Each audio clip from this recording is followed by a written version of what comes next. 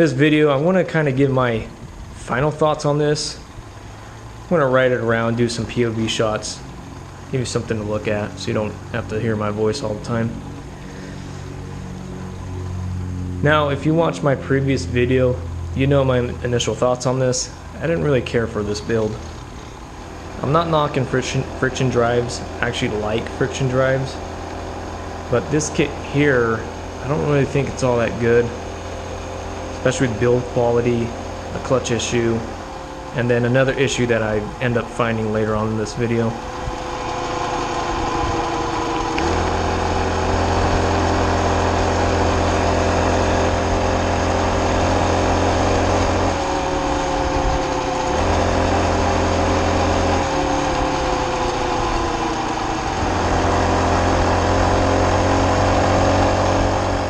Now this is on a 20-inch frame, so usually people put these things on 24s or larger. This is one of the kits that is kind of doable for a 20-inch frame. If you don't want to do any heavy modification on a BMX bike or a bike that has 20-inch wheels, maybe a folding bike, then this is one of the kits that you can use without having to do heavy modification on it, on the frame. Unfortunately, I don't think it's one of the best kits to use.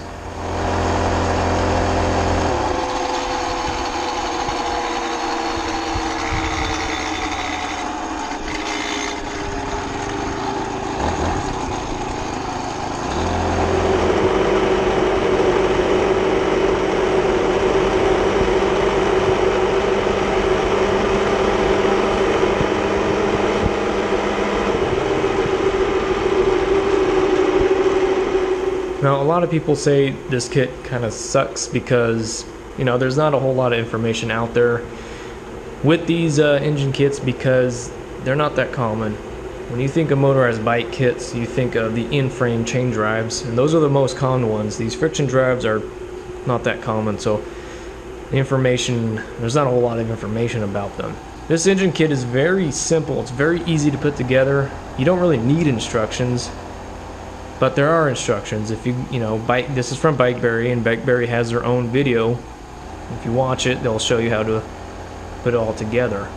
Well, like I said before, you kind of don't really need it, especially if you're mechanically inclined. You kind of don't need it. You just one look at this and you kind of already have an idea of how it goes together.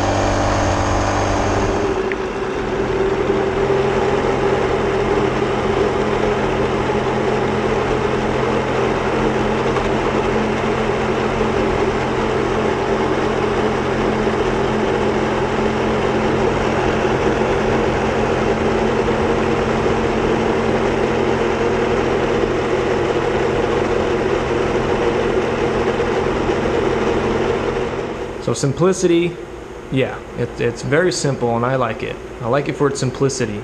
You know, putting this together, you're gonna put this together within, you know, a couple hours versus your in-frame one, your in-frame engine kit's going to take a little bit longer. It's a little bit more complicated. You got a lot of parts that you got to put on, especially trying to get that rear sprocket all aligned and concentric with the wheel. That's very difficult, and that's something you don't want to rush, is getting that rear sprocket on. Fortunately with this kit, because it's a friction drive, you don't have a rear sprocket. That's also another plus. So that's 2 pros to this kit. There's probably more.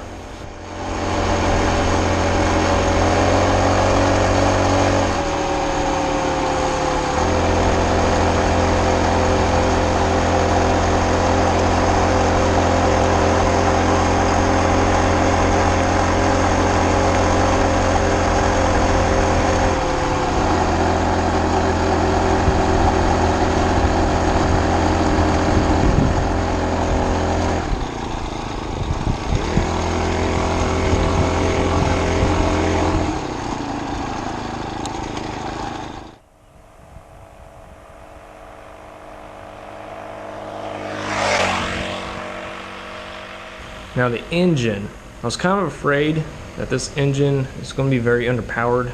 And well, it is a little underpowered, yes. A little 38cc 4-stroke. That's not like, you're not going to be doing any wheelies with that. But it does pedal on. You'll cruise with it. It does accelerate. Granted, it takes about half a minute to get you up to speed, but it definitely can get you going if you just want to cruise around. Which I don't mind, because I don't really care for going real fast or wanting to snap my neck when I accelerate. This engine is just perfect for people like that and me.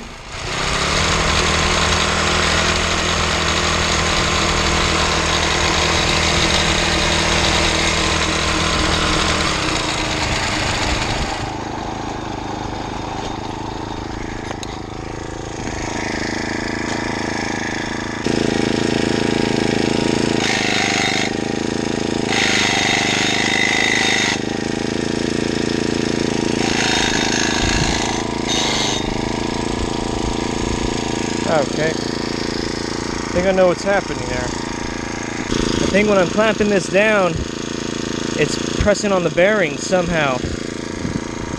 Maybe. Alright, so I think I know what's going on, or at least what's making that awful noise. And I think when I'm clamping this down, it's actually bending this plate here. Well, bringing it in. And that puts a little bit of that causes these bearings here to kind of bind up. And I don't think that's the main issue. I think what's going on is because this plate is being squished, I think that's shifting the clutch either into the engine or offset. So I think that's what is it's making that clutch drum offset, and so the friction pads on this engine kind of catch or snag on that drum, not in the way it's supposed to. I loosen this up and I can kind of actually bend it with just my grip strength. It's crazy because this is about 1/8 inch thick material, but I can actually kind of bend it. I don't know if it'll pick up on camera. No, you probably couldn't. You probably didn't see that, but which is not good for the bearings.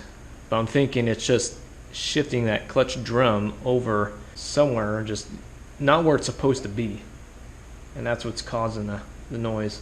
By the way, this is what the tire looks like after, I'll say, about 2 weeks worth of riding, which is not a fair comparison because this rear tire was in worse shape than the front tire, so it was already kind of bad. But I don't know, I think if you ride this thing constantly, I think you probably have to replace the tire within a month and a half.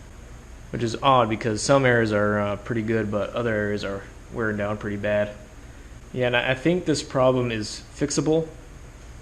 I think if you put a spacer here on these two ends on this bolt, when you go to clamp it down, instead of bending the mounting plate in, the mounting plate will squeeze onto the spacers, so that way it can't bend in, and it will prevent anything from shifting around. So BikeBerry, if you're listening, it's probably something that you want to implement, because as of right now, this is kind of not good. If I go and tighten this down really tight, that will mess up the clutch. You know, the clutch will just rattle, and you hear it on camera. It picks up on camera pretty well. It just doesn't sound good, and I'm pretty sure it's not good for your clutch. But if you don't tighten this down, if you leave it loose, you don't have that problem, but you have another problem. Since this is loose and the mount's not, it's not clamped onto the mount real well, the mount over time will shift up.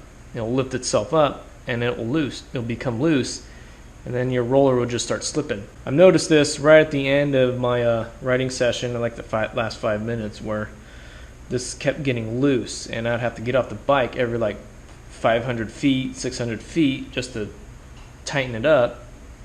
I'd get on the bike, ride it again, become loose another 600 feet, get off, having to unlock this and push it back down.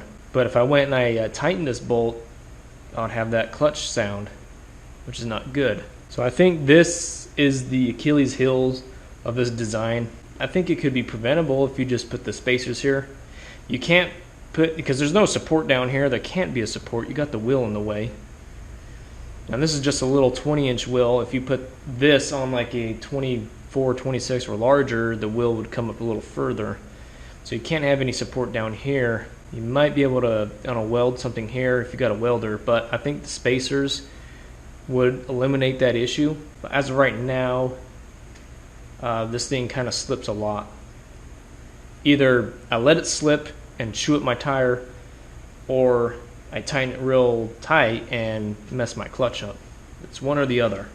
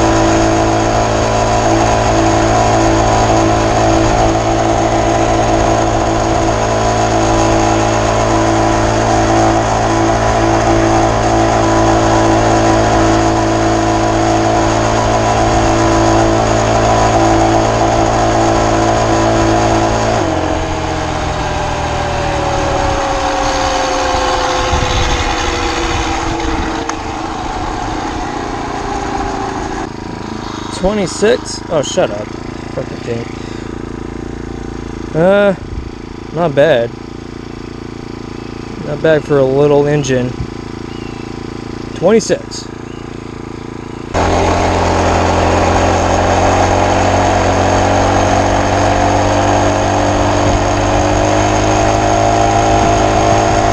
Yeah, I'm really impressed with the engine. This is the engine that could. It really can. It is a little underpowered, but I say a little, that's kind of an understatement. It is underpowered, at least compared to the go-kart engines I use. 80, 66 cc 2-strokes.